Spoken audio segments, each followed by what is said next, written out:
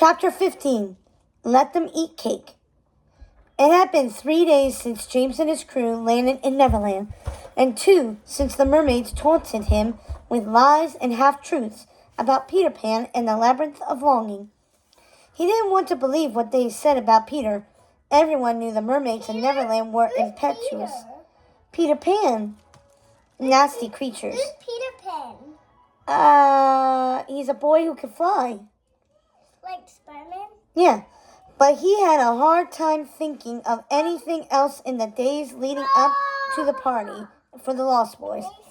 Because now, more than ever, it was imperative that his plan to capture Tinkerbell and bring her back to the many kingdoms worked out perfectly. Only then could he be truly happy. Only then would Lucinda grant his wish. And if the mermaids were to be believed, then he would need her magic at his side. His dreams were filled with the images of ghostly mothers shrouded in veils, pushing empty proms and wailing for their lost sons, endlessly searching, trapped within the maze, their hearts breaking with every turn of a corner, only to find their sons not there. If it weren't for the impending party and the preparations, he felt he would have gone quite mad. His mind filled with the sorrowful calls of the lost boys' mothers, and the thought of his own mother grieving for the loss of James and his father. Smee did his best to keep James's mind from his troubles by coming to him for this or that. I love you, when making ready for the party, and James appreciated it, even when it was clear Smee was just trying to distract him.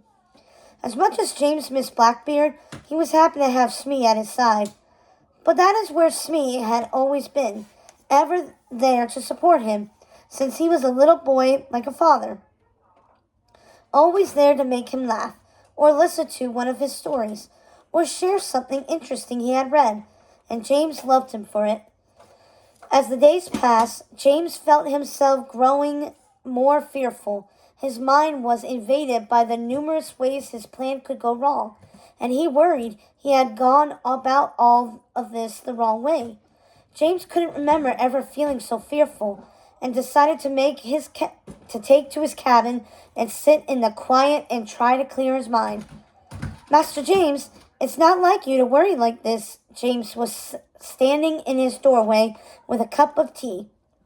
The steam was swirling from the cup like a bubbling witch's brew, bringing Circe to mind. She was often on his mind.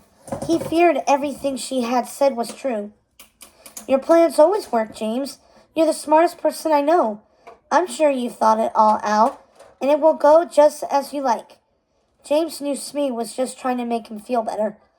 You said you thought it was a bad plan, and I'm starting to think so too. I can't account for this terrible feeling of fear that has been washing over me. It's all consuming, Mr. Smee. I don't know what to do. Smee frowned. All right, Master James, this is what we're going to do. Why don't you let me smarten up your frock coat and polish those shoes and buckles? We'll get you looking like the brave pirate I know you are. Come on now, off with them, and you take a nice nap. James felt like he was a little boy again, being bossed around by Mr. Smee, and told it was his time for a nap. Often, when he was little, his nurse or governess would ring for Mr. Smee because he was the only person James would mind, especially when he wasn't ready to take a nap or do anything, really, that he didn't want to. But James felt like he needed to be cherished, to be taken care of in this way. You just lost a very good friend, James, and you've been through so much in a short space of time. You rest and let Mr. Smee take care of you. James smiled and took off his coat and shoes as his friend had asked and handed them all over. And in that moment, he felt a tremendous weight lifted from him. He felt like he could breathe, and his fear slowly started to slip away. It was as if all his troubles and worry were magically gone once he handed them over, and he felt foolish for having felt the way he did. He shook his head, wondering if Blackbeard was right. He had always felt his coat was a coat for a captain, and the buckles too, which had been given to him by Blackbeard. had always been a symbol of his duty to his crew and the Jolly Roger. Was all of this about being a captain, as Blackbeard had said? Whatever the case, all he wanted in that moment was to sleep like Smee suggested, and that is what he did until later that evening, a few hours before the party. He woke to his clothes laid out for him on a large wooden chest. Smee had cleaned his coat, polished the shoes, and made his buckles shine. He had even laid out a clean white shirt and smartened up the white plume in his hat. James put everything on except the boot buckles, deciding at the last moment to slip them into his desk drawer along with Lucinda's magic mirror. Thankfully, this time when he opened it, her face was not looking back at him, but he closed the drawer quickly all the same, for fear she might appear. He looked at himself in the long, foggy mirror next to the wooden chest and liked what he saw, and he felt his nap had been exactly what he needed, and he was ready for the party and what came next. The Jolly Roger shone brightly against the dark sky, all of the lanterns aflame and glowing through the many windows of the ship. As fireflies danced to music being played by Mullins, Skylights, and Jukes. The men were having a grand time. James felt they deserved a bit of fun after their ordeals with the Kraken and the loss of Blackbeard. James liked to see the men happy and enjoying themselves. He hardly had a moment to really take it in that this was his crew and his ship. Mommy, it's Max. Yep. Maxim. Since everything that happened after he left Blackbeard in the floating boneyard had all happened so fast. Blackbeard was right when he said the men would do anything for him after he saved their lives by defeating the Kraken. It seemed they would follow him to the ends of the earth if he asked. When he told them they were coming to Neverland, he didn't hear one protest, and they were all on board when he told them about his plans to spirit Tinkerbell off to the many kingdoms. Of course, it all went according to plan. The men would go their own way once James delivered Tinkerbell to Lucinda, and he returned to Neverland for good. He couldn't expect the men to want to stay here with him forever. Of course, they would be welcome to if they chose, but he didn't see that happening.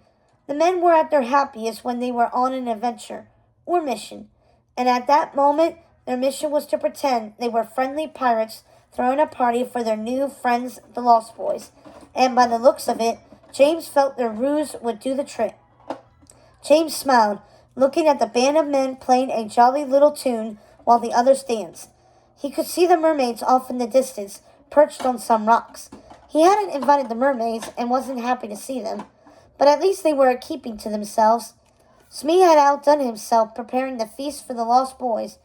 There were baked chickens, loaves of hearty bread, hunks of cheese, spiced apple cider, chocolate cookies, little cakes, pastries filled with sweet, delicious cream, baked apples with caramel sauce, fruit covered in chocolate, shortbread, sugar cookies, bowls of sweet whipped cream, lemon curd, and of course, there was the enormous chocolate cake, though that was still in the gallery awaiting its grand entrance once the party was in full swing. As James requested, Smee had placed the Odd Sisters' iron clock on the center of the table, so James could keep track of how long the sleeping draft would be effective. Everything was going according to plan, except for the mermaids. James regretted having paid them a visit, but had at last managed to banish the terrible images they had conjured in his mind. He was feeling like himself again, brave and capable of pulling just about anything off, no matter how dangerous, just like he had with the Kraken and with the Flying Dutchman. He laughed when he saw Peter Pan flying above the mermaids, doing somersaults in the air and making them swoon. But he couldn't help but feel jealous of his old friend Peter, who always found it easy to make friends. It was a talent James wished he possessed, especially now that he was in Neverland. Just then, Peter landed on the deck right next to James. He took a look around and seemed happy with what he saw. "Hello, pirate. Peter was eyeing him up and down. I like your coat. It suits you perfectly. Welcome, Peter. I'm so happy you decided to come. Where are the other Lost Boys and Tinkerbell? Smee had made quite the feast for all of you. Are you happy, James? I've been talking with the mermaids. They say you aren't happy. Peter was scanning James and the ship suspiciously. You know how the mermaids can be. They were just teasing. I'm sure, and I'm afraid I let them get to me. It was such a long journey here, after all.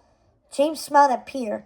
Some of James's memories of Peter and his time in Neverland as a boy were shrouded as if by a thick mist. Now that he was home again, it seemed some of the memories were coming back to him more vividly. One of the things he remembered was feeling at home in Neverland, and he was so happy he was back. You look quite at home, Pirate, said Peter, smiling. You seem truly happy to be here. Happier to be here than any adult I've met, anyway. And then, putting his fingers in his mouth, he whistled loudly and yelled, Come on, Lost Boys! It isn't a trap! And within moments, the Lost Boys joined James and Peter on the deck of the ship. James was so happy to be surrounded by his old friends. His heart burst with joy at the sound of their laughter and the looks of excitement on their faces. This was how he expected to feel the day he arrived. This is why he spent his life trying to find Neverland again, to be with his friends. Of course it's not a trap, dear fellow, said James, laughing and feeling guilty that it was exactly that.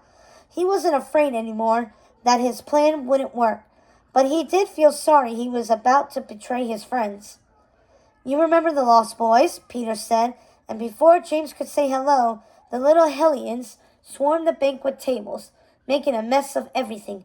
Where's the cake? We were promised chocolate cake, said Foxy, scouring the table with Cubby and Skunk, throwing the chickens this way and that, making Smee scurry behind them, cleaning up their mess. James couldn't help but laugh watching Smee catching chickens as they were tossed in the air. Adults always lie. We knew there wouldn't be cake, said Rabbit, riling up the Lost Boys who were now surrounding James with angry faces. Yeah, let's leave. There's no cake, said the Raccoon twins, stamping their feet with their fists clenched. We came here for the cake. Calm down, boys, calm down, James said, laughing.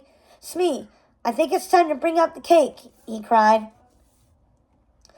flourishing his pirate coat like he was on stage and not aboard a ship. Smee scurried off to the galley, and within moments wheeled out a gigantic chocolate cake, even larger than the one James had gotten from Tittlebottom's and Butterpants' bakery for the Odd Sisters. It was covered in heaps of chocolate frosting, and on the top was a large replica of the Jolly Roger, carved out of chocolate. Smee had even managed to include the skull and crossbones flag. It was a marvel. The Lost Boys nearly knocked Smee over as they surrounded the cake, making him spin like a dervish before he righted himself. Gentlemen, please, cried Smee as he tried to hand them plates, but the Lost Boys had no need of them. They were taking handfuls of cake and shoving them into their mouths greedily, and taking great bites out of the chocolate Jolly Roger. Yes, sweetie? Yeah, you can. I will as soon as I'm done. Making a mess of their hands and faces. James was so happy to see his friends having such a good time. He just stood there laughing and enjoying the scene, feeling like he was one step closer to befriending Peter and the Lost Boys again. Smee quickly cut 2 slices of cake, put them on plates, and brought them to Peter and James. Here you go, sirs, he said, handing the slices over. What's wrong with you? Why do you look so nervous? Asked Peter, eyeing Smee suspiciously. It's nothing, young sir. It's only, he said, looking around anxiously. It's just that a crocodile has been circling the ship. Yes, a crocodile, and I'd hate for any of our spirited friends to fall into the water. James knew that wasn't what was making Smee anxious, and he wasn't very good at lying. But Peter didn't seem to notice. The fact was, James was having so much fun with his friends, he had almost forgotten entirely the cake was laced with a sleeping draft. You okay? Yeah, I feel. And within moments, They were going to have to act fast so they could capture Tinker Bell and spirit her away to the many kingdoms. Watch me do a flip. Okay.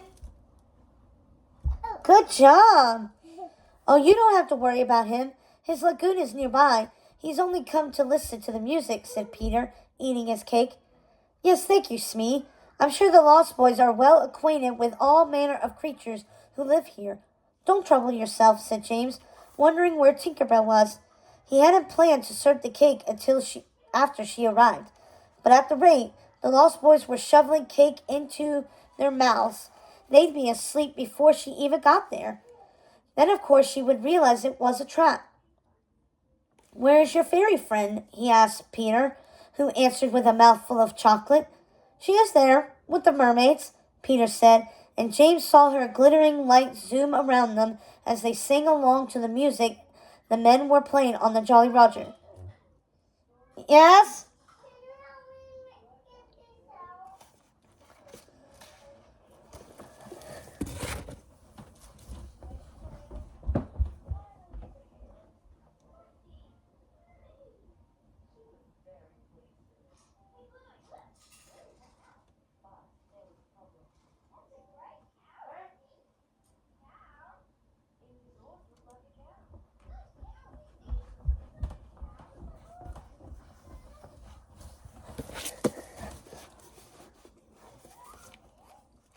Muffins, Jukes, and Damien Salt. And the other men looked like they were having a wonderful time too, and he wondered if, like him, they had forgotten their skulldugger's plan. She is most welcome to join us. So are the mermaids, said James. Mermaids don't eat cake, said Peter, laughing. Of course they don't. How silly of me. Is there something I could offer them? Something more to their taste? I do know, however, that fairies love sweets. Maybe we could tempt Tinker Bell with some of the petite fours. They're just her size. James noticed that Peter's eyes were becoming heavy. Soon he and the Lost Boys would be asleep, and he needed to act fast. He didn't want to ruin the goodwill he had created this night with his friends, and wished more than ever he could be doing this some other way. Oh, yes, she loves little cakes. Do you have lemon? That's her favorite. Peter asked and called out to Tinker Bell. Tink! Tink! They have little cakes, he said, then whistled so Tink would fly over. James gave a wink to Smee, his signal to sprinkle a bit of sleeping draught onto Tinker Bell's cake before he brought it over to her. Tinker Bell was luminescent and feisty as ever. She was such a little thing, small enough to fit into the palm of a hand, and brazen enough to find her way out of it. Hello, Tinker Bell. Smee here will be right back with your cakes, James said, smiling at the fairy.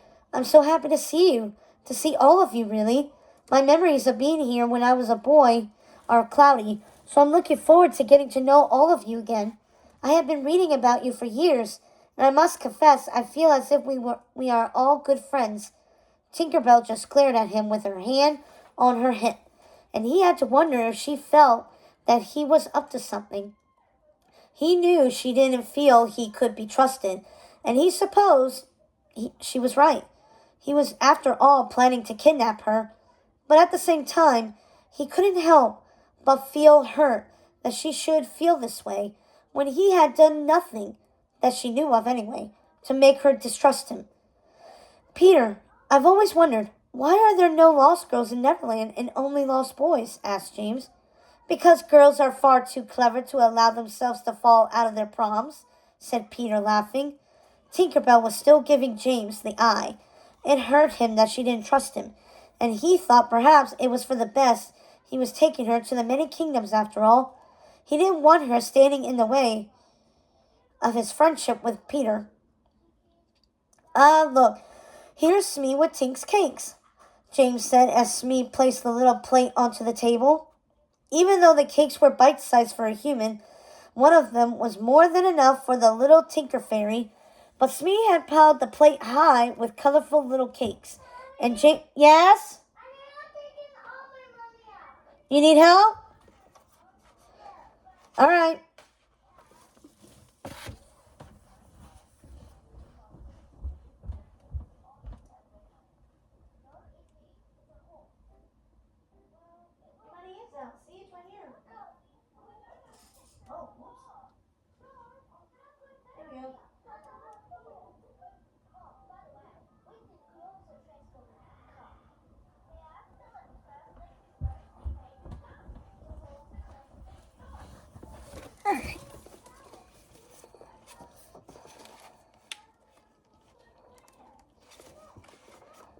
and James could see he had sprinkled them with the sleeping draught mingled with powdered sugar so she and Peter wouldn't notice. "And what shall we send your mermaid friends? Is there anything I could tempt them with?" he asked, giving the mermaids the side eye. He hadn't thought the mermaids would come. He had to think of a way to put them to sleep. Otherwise, they would see him flying off in the Jolly Roger with Tink, Peter, and the Lost Boys. Tinkerbell sniffed at her cake, wrinkled her nose, and stamped her feet, causing fairy dust to erupt from her tiny feet, and she angrily pointed her finger at Smee. "The cakes are quite good, my dear, I promise you," said James, but he could tell Tinkerbell was on to him. She had her hands on her hips and was glaring at him. "Can I have Smee get you something else?" he asked, but it was too late. Peter and the Lost Boys were all fallen asleep on their feet, swaying from side to side. Tinkerbell flew into a tizzy, trying to rouse Peter before he and the other Lost Boys fell to the deck with a great thud. Tinkerbell flew to each of the Lost Boys, trying to wake them, but they were all fast asleep. "Blast it, Fairy," said James, calling out to Murphy, who was now up in the crow's nest, waiting to throw a net down at his signal. It came cascading down, capturing Tink. She struggled beneath the net, frantically trying to get out, but it was too heavy for the tiny fairy. James still didn't know what to do about the mermaids, but there was no time. He'd have to come up with some kind of story to explain why he left Neverland in such a hurry with everyone on board. The men stopped their music playing and frivolity and positioned themselves at their posts as planned. But James ordered them to continue playing so the mermaids wouldn't catch on that something was amiss. He looked at the iron clock, noting the time. He wanted to make sure they didn't waste too much time before sailing off to the many kingdoms. To be sure, Peter and the Lost Boys stayed asleep for their trip there and back again, and with the help of Tink's pixie dust, they would get there quickly. But then something happened he did not expect. The crocodile that had gotten Smee's attention had been joined by a number of his brethren, and they were circling the ship. The crocodile seemed to have eyes only for James, and he knew right then that everything would go wrong. Within moments, James was surrounded by chaos. He wasn't sure how it all happened, really. There was a maelstrom of frenzy all around him, and before he knew it, the mermaids, who were curious about what was going on with the crocodiles, swam over to see what was happening. When they got wind of what James and his crew were up to, they joined the crocodiles and encircled the ship, pushing it and making it rock back and forth. James staggered, losing his footing several times as he made his way past Peter and the Lost Boys, who were still fast asleep. He finally reached Tinkerbell, who was still struggling under the net. He took the knife from his boot, sliced open the net, and reached for Tinkerbell, who bit him sharply on the hand. "Ouch, you bloody little—" But then both of them were tumbling toward the other end of the ship, as the mermaids and crocodiles rocked it so severely that James almost fell into the ocean, with Tinkerbell tight in his grip. The banquet tables went sliding past him, dumping the feast into the ocean. With the hand not holding Tinkerbell, he plunged his knife into the deck and held on to keep himself from going overboard. "Skylights, Mullins, and Smee, protect the Lost Boys and don't let them go overboard," yelled James. He looked frantically for Peter, but he couldn't find him. "I think Peter is overboard. Someone find him," yelled James as the ship slammed back into its correct position. Tinkerbell was struggling in James's hand. He was afraid he was squeezing her too tightly, but he couldn't find a jar or container or anything to put her in, so she couldn't fly away. He felt stupid for not thinking of that before then. She felt biting his hand over and over, making him shake her furiously. Her magic pixie dust now cascading all over the deck of the ship, causing it to rise into the air. Everything was happening more quickly than he had planned. He wasn't ready to take the ship to the many kingdoms. He couldn't leave until he knew Peter and the other Lost Boys were okay. And what was he going to do about the mermaids when he got back? "Smee, is everyone accounted for?" asked James, as the ship lifted from the water. Everything was going terribly wrong, but he was determined to pull it off. Everyone is accounted for except for Peter. The mermaids are looking for him now, Smee said. Sir, what are you doing? The ship sailed higher into the air. What of Peter? Smee said, looking overboard. James rushed to his side to see if he could see Peter below. I'm not doing this, Smee. It's the pixie dust. I think it's taking us back to the many kingdoms. Well, make it stop, sir, said Smee, squinting to see what was happening below. We can't leave without knowing if Peter is okay. And what will we do about the mermaids? They're bound to tell Peter what we did. They won't have to, said a voice from above. James turned around to see Peter flying toward him at great speed, his sword pointing in James's direction. James had never seen Peter so serious and so fierce. It threw him off guard, giving him the most unsettling feeling. You better let her go, or I will have your head, said Peter when he landed on the deck of the ship, his sword raised and his face gravely serious. Tink! Tink! Are you okay? He yelled. He answered by giving James's hand another bite. Ouch! Said James, letting her go. But she wasn't quick enough. James was able to snatch her back out of the air. He felt her struggle in his hand as he was fighting off Peter's attack with his other, and wondered what he was doing. Everything had gone terribly wrong. This wasn't what he wanted. He had ruined everything. He saw it in Peter's eyes. He had wanted so badly to be friends, the best of friends, but James was now his enemy. Peter, we don't have to be enemies. This isn't how it's supposed to be. All I wanted... But the rest of his words didn't come. All he knew was the pain. It shot from his hand to the rest of his body like a bolt of lightning. It was a blinding, all-encompassing pain, so overwhelming he thought he would pass out. He wasn't even sure what had happened until he saw his severed hand tumbling through the air alongside him, still clutching Tinker Bell as they plummeted overboard toward the water below. None of it seemed real.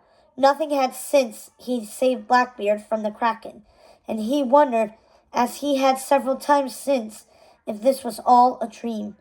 He wished with all his heart it was. If only he were fast asleep in the deadwoods, dreaming of the fate he avoided in Neverland. Mommy, Yes? I need a poop. Okay. Or even back home again. Okay. With his mother. He wished to be anywhere other than where he was now. Time seemed to slow as James saw he was getting closer to the water, and the crocodiles waiting for him there. And he made a silent wish that when he died, he would somehow be able to join Blackbeard in the floating boneyard. But right before James fell into the lagoon, the Jolly Roger appeared out of nowhere, swooped down, and caught James before he fell to the crocodiles below. James's hand wasn't so lucky. Tinker Bell! Yelled Peter, diving into the water after a crocodile licked its chops, and James wondered if the beast had eaten the fairy along with his hand. That was the last thing James saw before everything went black.